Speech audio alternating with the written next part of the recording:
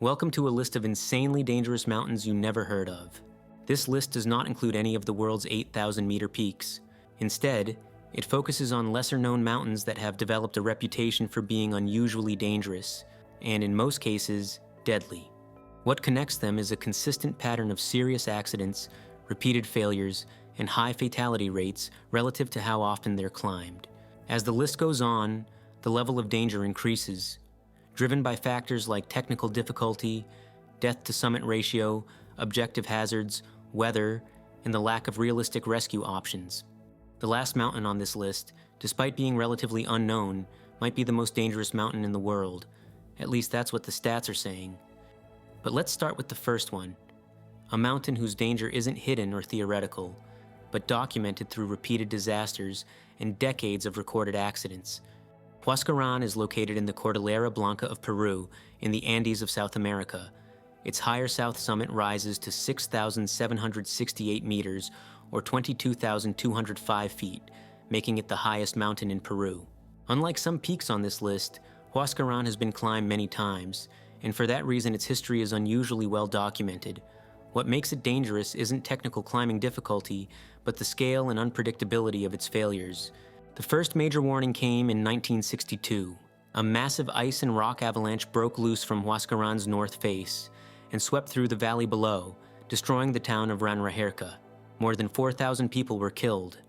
At the time, it was one of the deadliest mountain-related disasters ever recorded. 8 years later, in 1970, Huascarán failed again, this time on an even larger scale. A powerful earthquake triggered a collapse of ice, snow, and rock that buried the town of Yungay and surrounding villages. An estimated 20,000 people died within minutes. These events permanently changed how the mountain was perceived, but they weren't the end of its danger. In 1970, the same year as the Yungay disaster, a Czechoslovak climbing expedition on Huascarán's north side was struck by an avalanche. 14 climbers were killed, making it one of the deadliest accidents in mountaineering history involving a single team. In the decades that followed, Huascarán continued to claim lives on the mountain itself. In 2002, an avalanche buried 3 climbers high on the peak. One of them, American climber William Stamfel, remained missing for more than 20 years before his body re-emerged from the glacier in 2024.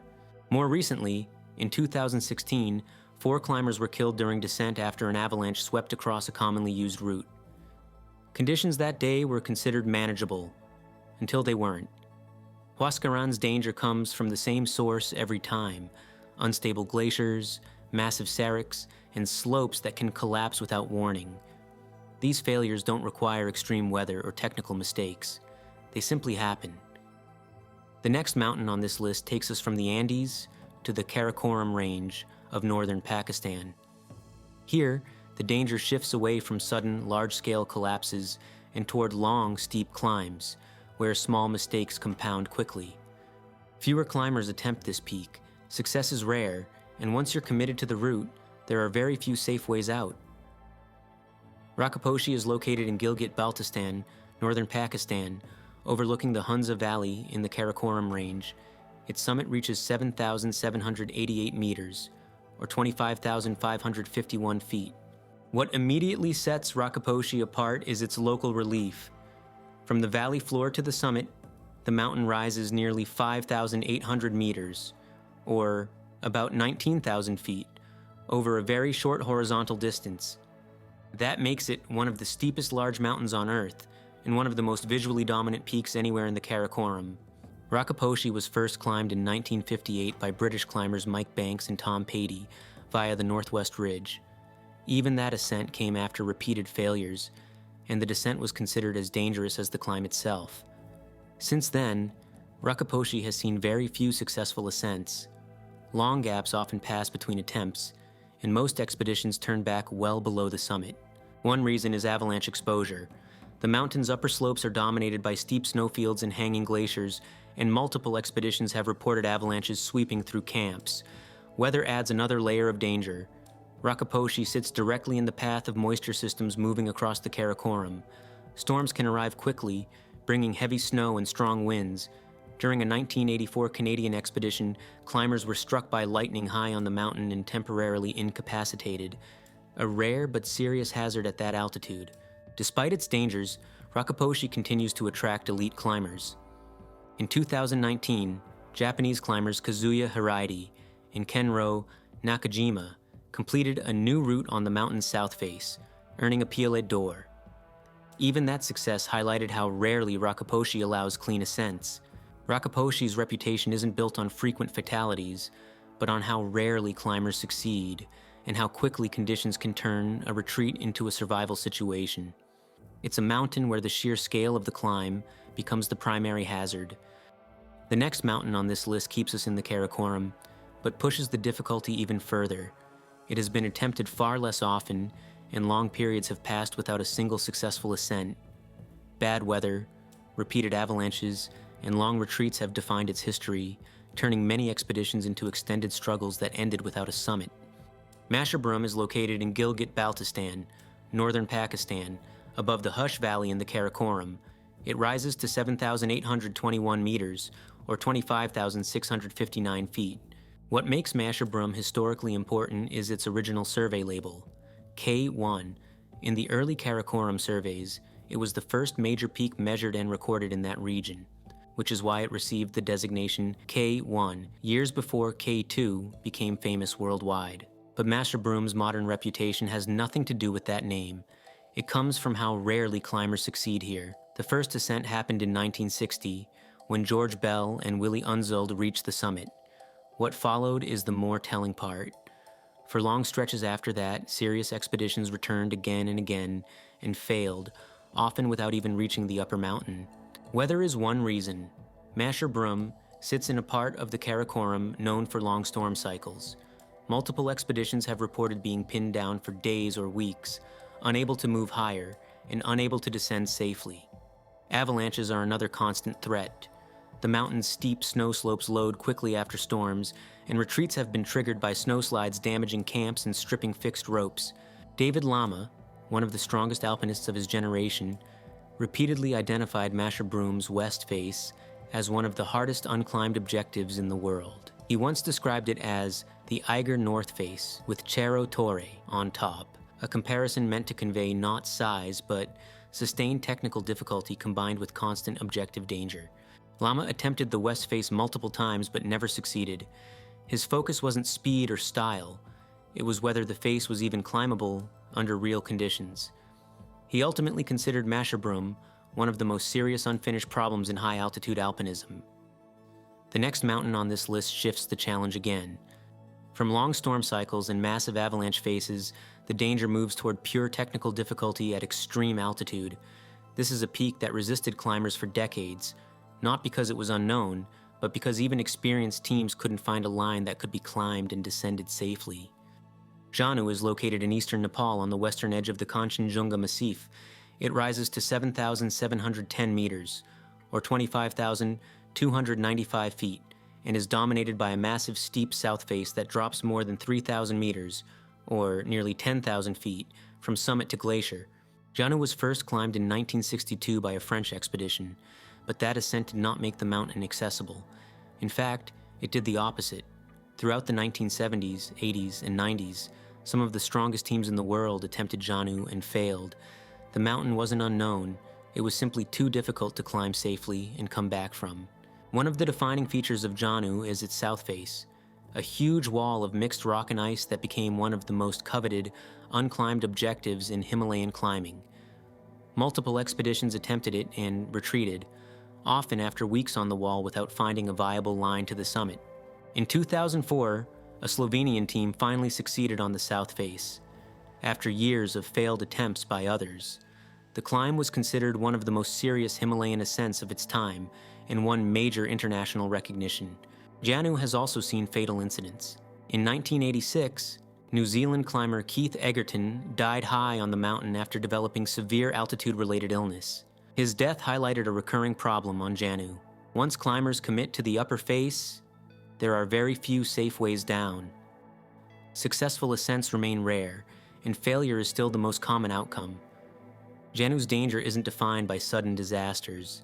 It comes from how consistently it resists climbers, even at the highest level, and how often the only safe decision is to turn back. The next mountain on this list takes us far north, away from the Himalayas and into a completely different climate. Climbers here have faced extreme cold, exhaustion, and fatal descents even after reaching the summit. Its history is marked not by one disaster, but by a steady accumulation of losses over decades. Victory Peak, also known as Jengish Chokusu, is located on the border between Kyrgyzstan and China in the Tian Shan mountain range. It rises to 7,439 meters, or 24,406 feet, making it the highest mountain in the Tian Shan and the northernmost peak on Earth over 7,000 meters. Among Russian climbers, there is a well-known saying, "Don't tell me how many times you've climbed Everest, tell me whether you've climbed Victory Peak." That reputation comes from decades of experience on this mountain. Victory Peak was first climbed in 1956 by a Soviet expedition, and from the beginning, it developed a record very different from other high mountains. Climbers quickly realized that reaching the summit was only part of the challenge. Surviving the descent was often harder. The mountain is known for extreme cold, even by high altitude standards. Because of its northern latitude, temperatures can drop sharply even in midsummer. Storms often arrive without warning and can last for days, trapping climbers high on exposed ridges. Its routes are also exceptionally long. Climbers spend extended periods above 7,000 meters, or 23,000 feet, increasing exhaustion and the risk of fatal mistakes. Victory Peak has been climbed many times, largely because it is a required ascent for the Snow Leopard Mountaineering Award. That history provides unusually clear data. Based on available records, the death-to-summit ratio is estimated at around 10%, meaning roughly 1 out of every 10 climbers who reaches the mountain does not survive. Many of these deaths occurred during descent, after the summit had already been reached. Victory Peak's danger doesn't come from a single technical feature. It comes from cold, length, exposure, and exhaustion combined in a way that leaves very little margin when conditions deteriorate. By this point on the list, danger is no longer theoretical. It's statistical. The next mountain on this list brings us back to the Karakoram, but into a very different kind of danger. Unlike the previous peak, this one is not defined by cold or length, but by pure technical difficulty. It's a mountain where success has always been rare, routes are extremely steep, and even reaching the summit has never guaranteed a safe return. Gasherbrum IV is located in the Karakoram range of northern Pakistan, near the border with China. It rises to 7,925 meters, or 26,001 feet. Gasherbrum IV is not a mountain that sees frequent attempts. Since its first ascent in 1958 by Walter Bonatti and Carlo Mauri, it has remained one of the least climbed major peaks in the Karakoram. That first ascent itself set the tone. Bonatti and Mauri climbed the mountain in alpine style under extreme conditions, and even then, the success did not make Gasherbrum IV accessible. For decades afterward, elite teams returned again and again, and failed. In total, only around 17 people are known to have successfully reached the summit. Against that small number of successes, at least 8 to 10 climbers are known to have died attempting the mountain. That puts the death-to-summit ratio at roughly 50 to 55%, meaning that for every 2 climbers who reached the top, roughly 1 did not return alive. The danger on Gasherbrum IV comes from sustained technical difficulty at extreme altitude. Routes involve long sections of steep mixed climbing, ice, rock, and snow, where progress is slow and mistakes are difficult to reverse. Because the mountain is climbed so rarely, rescue options are effectively non-existent. Once climbers commit to the upper slopes, self-rescue is the only realistic option, and even retreat can be as dangerous as continuing upward. Gasherbrum IV earns its reputation not through frequent accidents, but through how consistently it defeats climbers who are already operating at the highest level. The next mountain on this list pushes the danger even further, but in a different way. Here, the problem isn't just survival, it's whether the mountain can be climbed at all. Decades of attempts ended in failure, not because teams lacked experience, but because the routes themselves proved nearly impossible to complete and descend safely.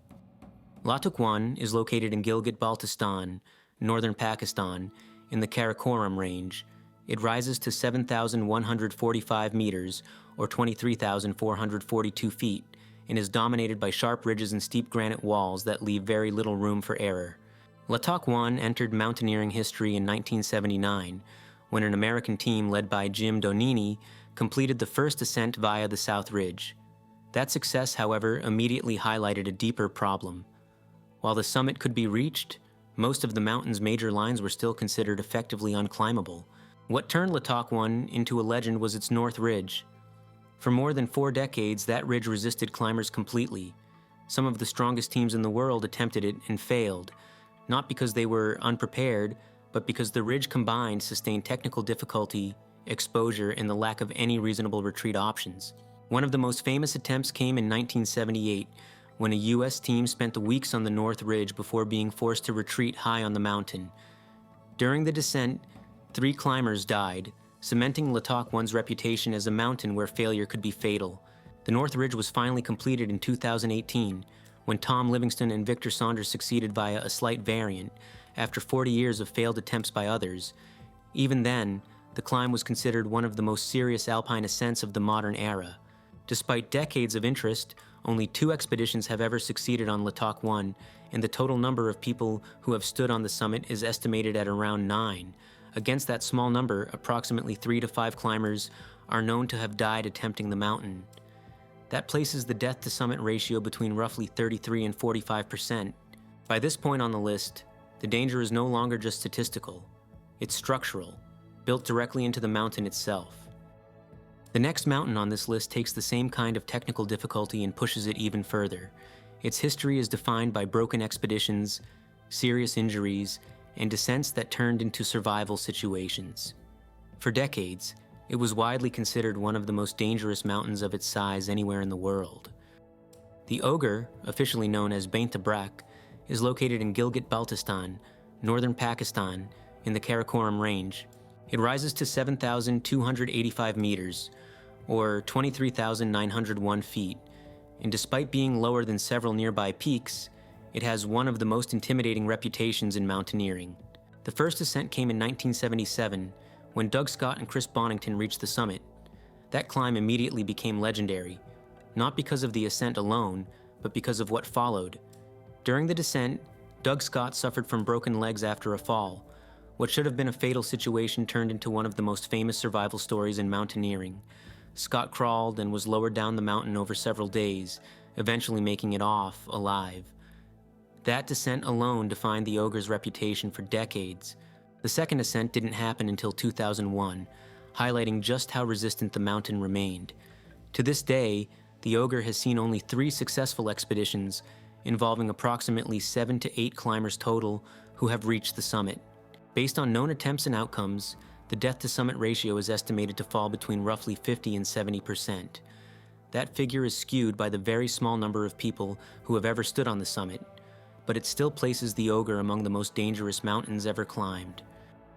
The final mountain on this list takes us out of the Karakoram and into a completely different landscape. Unlike the previous peaks, its danger doesn't come from extreme technical difficulty alone. Instead, it comes from a long history of frequent attempts combined with an unusually high number of fatal outcomes. Mount Gongga, also known as Minya Konka, is located in Sichuan Province, China, on the eastern edge of the Tibetan Plateau. It rises to 7,556 meters, or 24,790 feet, making it the highest mountain outside the Himalaya Karakoram system. Gongga was first climbed in 1932 by an American expedition. From the very beginning, it developed a reputation for being unusually lethal, because so many attempts ended badly. Over time, approximately 24 to 32 climbers are known to have successfully reached the summit. Against that number, at least 37 confirmed fatalities have occurred on the mountain. That places Mount Gongga's death-to-summit ratio somewhere between roughly 64 and 87%, depending on which summit and fatality counts are used. Even at the lowest estimate, it remains one of the highest ratios ever recorded for any major peak. Gongga is often referred to as the King of Sichuan, a title that reflects both its dominance over the surrounding landscape and its reputation among climbers. Unlike many technical peaks, Gongga has seen frequent attempts, which makes its fatality record even more striking. The mountain's danger comes from a combination of factors that overlap rather than alternate. Slopes reach 70 degrees in places, forcing climbers onto sustained, exposed faces. Massive glaciers feed constant avalanches, and sudden storms can drop large amounts of snow in a matter of hours. Several expeditions were wiped out not high on the summit ridge, but lower on the mountain, where teams believed they were relatively safe. One of Gongga's most dangerous traits is how quickly conditions can deteriorate. Clear weather can collapse into whiteout storms within hours, leaving climbers exposed on steep faces with no safe anchor points. What ultimately separates Mount Gongga from the other mountains on this list is how often things have gone wrong over time. Those incidents weren't limited to a single era or a single type of expedition. They happened repeatedly, across decades, often during what were considered manageable conditions. That long record of fatal outcomes is what places Mount Gongga at the top of this list. After witnessing the might of these mountains, one question remains. At what point does a mountain stop being a challenge and start being a statistical risk? Let me know in the comments. Also check out my other stuff about mountains. Thanks for watching.